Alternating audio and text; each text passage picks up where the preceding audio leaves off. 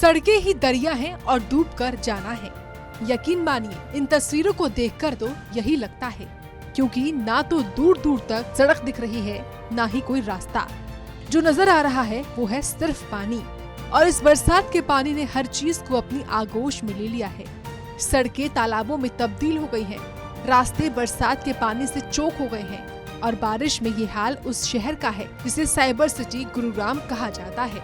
लेकिन हर साल मॉनसून में यही हाल यहाँ पैदा हो जाते हैं, सब कुछ रुक सा जाता है। बता दें, उत्तर भारत के लोग इन दिनों आसमानी आफत से जूझ रहे हैं। जगह जगह जलभराव देखने को मिल रहा है। वहीं हरियाणा के भी कई जिलों का हाल बेहाल बना हुआ है। गुरुग्राम के सेक्टर 57 इलाके का हाल कैसे बेहाल है, ये बताने के लिए ये तस्वीरें काफी हैं। घरों के बाहर खड़ी गाड़ियां पानी में आधी डूब चुकी हैं। लोगों को आवाजाही के लिए इस दरिया को पार कर जाना पड़ रहा है। हालांकि इस बरसात से जमा हुए पानी को स्विमिंग पूल समझ ये मासूम बच्चे मौज ले रहे हैं, ये जाने बिना कि इस पानी से इनको कितनी मौसमी बीमारियां हो सकती हैं।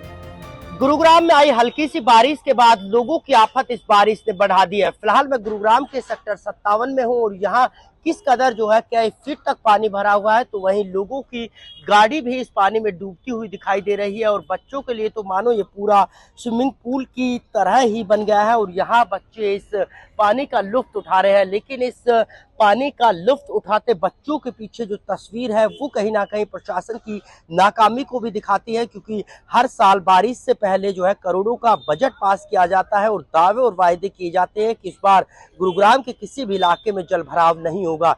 लेकिन गुरुग्राम के सेक्टर 57 की बात करें तो ये बेहद पॉश इलाका है और गुरुग्राम के एसपीआर रोड पर है, और ऐसे में यहाँ भी अगर इसी तरह के हालात है तो आप अंदाजा लगा सकते हो कि पुराने गुरुग्राम के क्या कुछ हालात होंगे। न केवल गुरुग्राम के सेक्टर 57 बल्कि तमाम इलाकों में इसी तरह का जलभराव है और इस जलभराव की वजह से ट्रैफिक भी लगातार बढ़ता जा रहा है, जिसको कम करने के लिए जहां जीएमडीए नगर निगम के अधिकारी वाटर पंपों के जरिए पानी को निकालने की जद्दोजहद में लगे हैं, तो वहीं ट्रैफिक पुलिस के जवान भी इस बढ़ते जाम को कम करने की कोशिश कर रहे हैं और सड़कों पर उतरे हैं कि किसी तरह से ये जो है ट्रैफिक कम हो जाए। तो वहीं इस पानी को निकालने के लिए भी लगातार प्रशासन जुटा हुआ है। लेकिन बहरहाल यहाँ सवाल आखिरकार वही उठता है कि हल्की सी बारिश किस तरह से सरकार और प्रशासन के तमाम लाख और दावों पर पानी फिरती हुई नजर आती है।